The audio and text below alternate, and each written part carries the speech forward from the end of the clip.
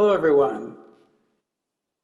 It's a great, nice opportunity to have this chance to talk to you all and to congratulate you on forming this institute.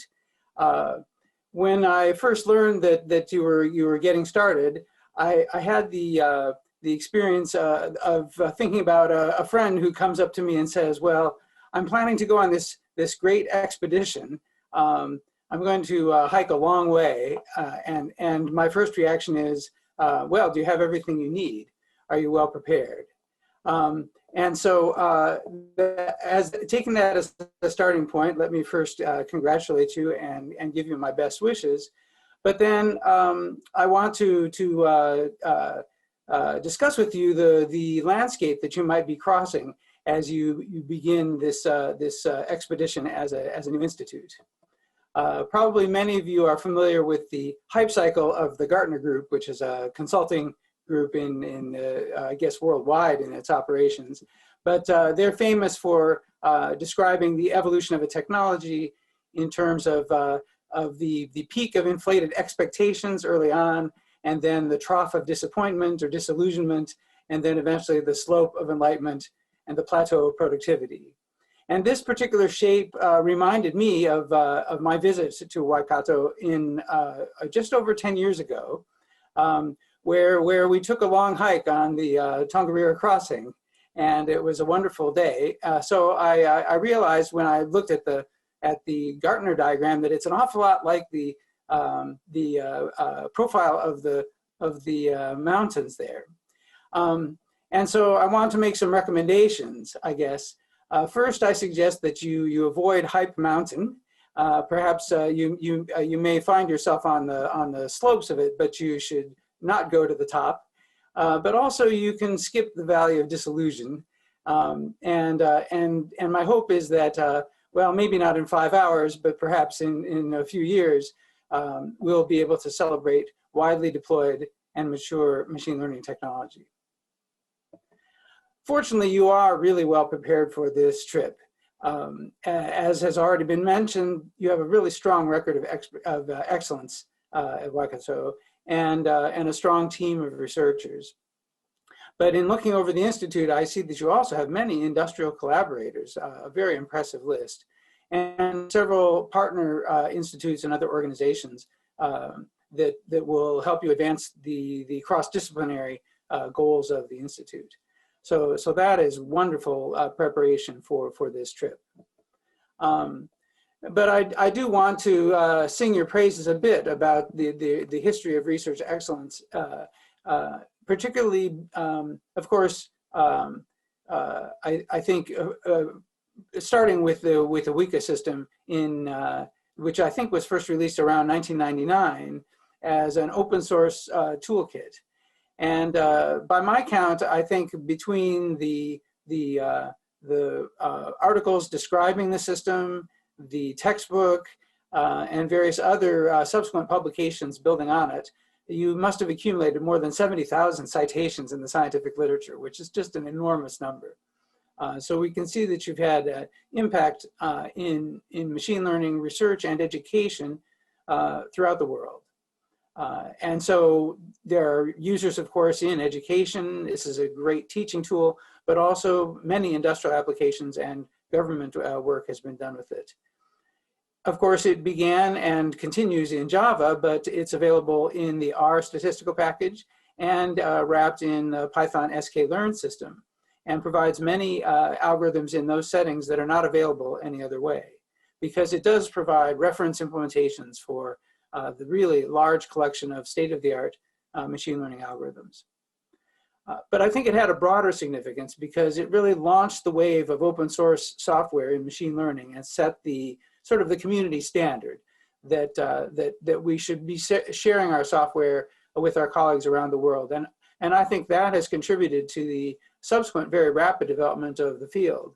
And so today we see that even large companies are sharing their software with the research community, whether it's PyTorch and Python from Apple or TensorFlow from Google, but also many tools from Amazon and other companies. And I think another important role of Weka has been that it provided a platform for integrating the contributions of other researchers. So it became the place to try to integrate your software when you built some new algorithm, because then it would be accessible to lots of people. And I think maybe one of the most important advances was that it provided a great platform for what we call auto ML research, right? When you have a new application problem, you need to do many kinds of more or less routine experiments to decide which algorithm to use and then to tune it appropriately. And having a large collection of algorithms ready-made was the perfect substrate for then building really the first auto ML tools. And that has gone on, of course, to be an extremely important idea in deep neural networks as well. But of course, you didn't stop with your first success. This has become kind of routine now. So we have, the beautiful work on MOA for online analysis of streaming data. And by streaming, we're thinking of data that comes in real time. It could be video or traffic or weather or satellite data, whatever. And you don't want to store it all. You need to process it and then move on. And so there, as you can see here, not only MOA, but River and StreamDM are all working in the streaming environments. And this is another great strength of the work there. And then finally, Atoms is a system that is important for authoring and maintaining machine learning workflows. And we'll come back to that importance in a bit. So as you are crossing this mountainous landscape of machine learning challenges, you're going to encounter difficult problems, but also some important opportunities. And I wanted to talk a bit about these. Again, maybe providing a little bit more detail than the speakers that have come before me. So I'll talk about some core topics in machine learning, and then some broader topics that we encounter when we are applying machine learning and AI with the general public, basically. And then finally, the real huge deluge of research that's happening applying machine learning and artificial intelligence in science, engineering, math, and the environment. So core topics. One of the things about machine learning systems is that they have a superhuman capability to discover complex patterns in data. This is why we create them. But the result is that we can't necessarily understand those patterns very well. And actually, sometimes the systems find overly complicated ways of describing things that when we later understand them, we can come up with a simpler description. So we need to provide transparency and insight to the patterns that the machine learning system has found. These are needed for the data scientist in order to test and debug the system. They're needed for the end user to gain confidence in the system. For example, here's a picture of one particular way of providing insight, which is to do a certain kind of saliency map. This is a technique from my colleague Fuxin Li at Oregon State. That is a way of indicating where on an X-ray image a system is trying to diagnose COVID-19 and what parts of the image are responsible for its diagnosis. And then for all of us, of course, to learn from the things that the systems have discovered. So I'm sure many of you are familiar with the DeepMind system. Shane Legg was mentioned already, but for playing the game of Go, the AlphaGo system that defeated the world champions. Nowadays, Go players are studying how AlphaGo works, how it chooses its moves, in order to transfer that knowledge out of AlphaGo and into the brains of human beings. And we need to be able to do that with our machine learning systems. We need to learn from them when they find patterns. Often we need to perhaps follow up on those patterns by doing systematic experiments to test whether they are merely correlations or whether there is some causal process that they reflect. A second core topic is uncertainty quantification. So machine learning algorithms typically can produce some kind of a probability estimate when they make an output. So say that X-ray system might say, well, the probability this patient has COVID is 0.98. And that would be a shockingly high probability. But it turns out these estimates are usually wrong. They're often too extreme. And here's a diagram of some work that I've been doing, working with a classifier that along the horizontal axis here is the probability it's outputting. And you can see, for instance, it's sometimes outputting a probability around 0.95. This is the probability it should be outputting if it were well calibrated. So that 95% probably should be something more like 60%. So it's extreme here. This curve should be on this dashed line here. For those in the know, this is a reliability diagram. And so this is an important, we can see that the system is not able to quantify its own uncertainty correctly. And this is an important challenge that folks here at Waikato are attempting, and that I'm working on as well. And the third topic is the topic of changing worlds. So our standard machine learning algorithms assume that the future will be like the past. And unfortunately, it never is. Well, I guess fortunately or unfortunately. The world changes, and that raises large challenges for us. At the lowest level, we just want to detect the change and realize that perhaps we need to retrain our system. Better would be if we can track the change so that we don't need to retrain. The system is always kind of up to date. But even better than that would be if we could anticipate the change in the future, so we don't have to experience it and make mistakes until we get back on track. Now, I want to emphasize the importance of the streaming approaches that have been developed at Waikato, because they are able to track the changes of a changing system, which is a huge step up from most of the techniques that are out there right now. But I think as a whole discipline, we face a challenge of how can we anticipate change, detect trends in data, and so on, and be prepared for them. So those are the sort of three of the many challenges that I think the Institute and the entire machine learning research community will face. But of course, when the machine learning systems were first being developed, and even when Weka was first released, there was very little real application of machine learning in, say, customer-facing systems or systems that the general public would encounter. But that has now changed. And so we now see that people are deploying face recognition systems.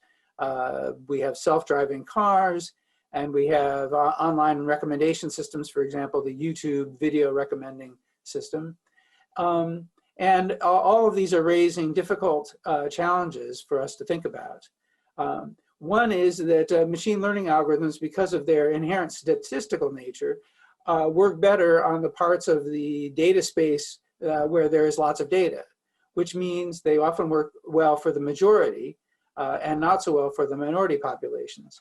So in the United States, of course, the majority being white, the face recognition systems work much better on white faces than they do on dark faces, and particularly dark women have very high error rates on these systems. And this has led to people being falsely arrested because of a face recognition match that was incorrect. And so we're discovering, of course, that we need to consider who might be harmed by the mistakes that a machine learning system will make. Also, who might be harmed if the system works correctly too. That's a question of, for instance, privacy in public spaces with the application of face recognition for surveillance. Well, one area that we are making technical progress on is doing better on the minority populations, both by trying to have our uncertainties properly calibrated, as we were just discussing, but also things like the SMOTE technique, which is a sampling technique. And I noticed that you have a streaming version of this as well. So congratulations to you for working on that problem. There's also the problem, of course, that people tend to overtrust or can overtrust AI systems in some cases, as in these crashes involving the Tesla cars.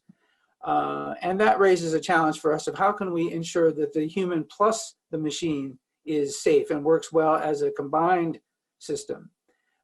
After all, the goal of machine learning and artificial intelligence is not to replace people, but to empower them to be more effective in the tasks, in their jobs, in health, and so on.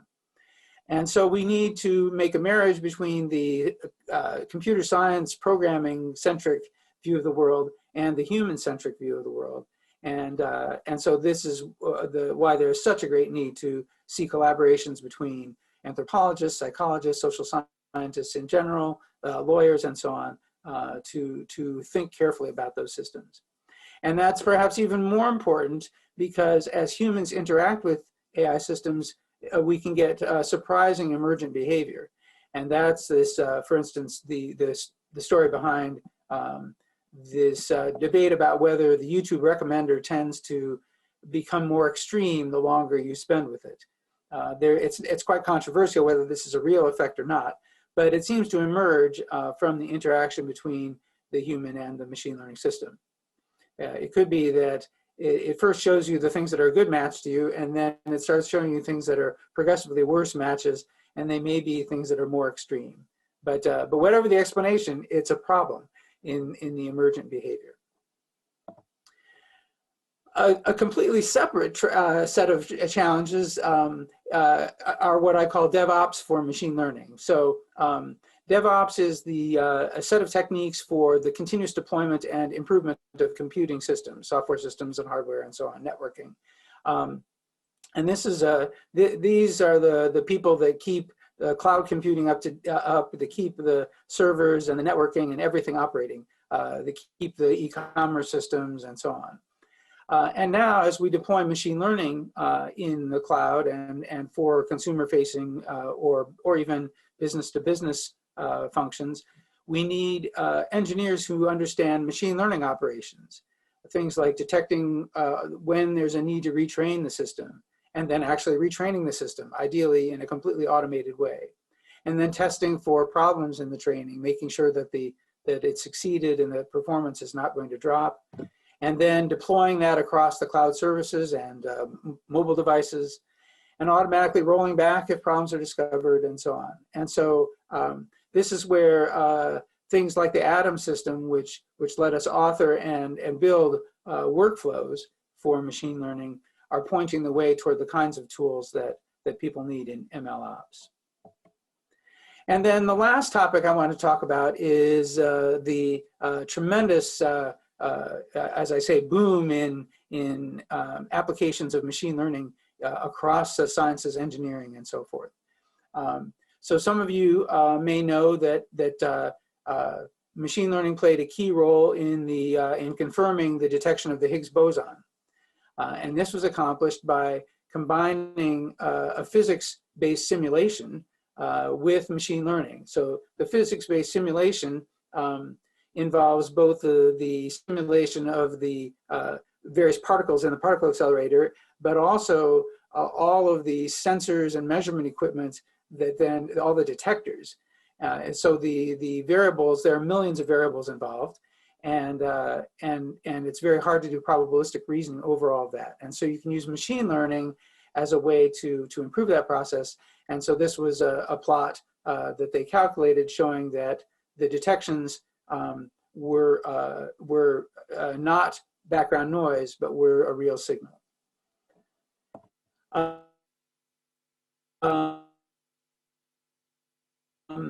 But we're seeing machine learning is being applied to extract features either from simulated or actual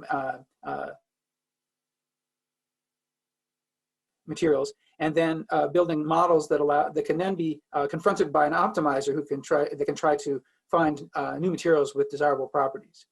And this is particularly from Professor Gu at University of California, Berkeley. She's published a large number of very important papers in the materials science area. And there are many, many more applications. So I'm very excited to see advances in machine learning in drug discovery and development, because about 30 years ago, I joined a small startup company in San Francisco trying to apply machine learning for drug discovery. And it was a complete failure. We were, let's say, a bit early. And it's very nice to see the success people are having now with this. And of course, there's work in digital pathology, in oncology, in peptide therapeutics, medical imaging was mentioned already. This is a very exciting area, but one that does raise many of these challenges of majority versus minority. The rare diseases are going to be much harder to handle than the common ones, and the machine learning systems, you have to be careful because they are pattern finders. They may find false patterns in the data as well as real ones. And finally, I have a project in machine learning in the environment, and so do you. The project I'm involved in is called TAMO, and its goal is to deploy a weather network of 20,000 weather stations in all of sub-Saharan Africa. We have about 600 stations, so we're on our way, but we have a long ways to go. But this started with the observation, here's a map of the Earth, and the blue dots are denote weather stations that regularly report high quality data to the World Meteorological Organization, which is one of the United Nations specialized organizations. And you can see that in the developed world, and this certainly includes New Zealand, the blue dots are the reliable stations, and that we can see that in Africa and in South America, Central America, there are large areas with very poor weather infrastructure.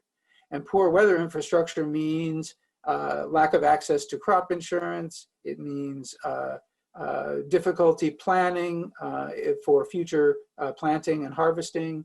It means poor warning of weather problems like floods and droughts and so on. And so I'm curious to learn more about the TAIO project that you're doing, because it sounds like we have shared interests there. Okay, so just to zoom out a bit, I think that you are not going on this hike alone. You'll find many other organizations are trying to traverse the same landscape, or maybe flatter ones if they're in Oklahoma. So the US National Science Foundation has been investing in creating a set of AI institutes, and the first 7 were announced last year. And so they include many of the topics we've been discussing: artificial intelligence in weather and climate, next generation food systems and agricultural resilience, molecular discovery, and this one, the student AI teaming, is about education and students, and this fundamental interactions one is about physics. But of course, actually, I would say Canada was the first country that really started investing and have been doing this for quite a while.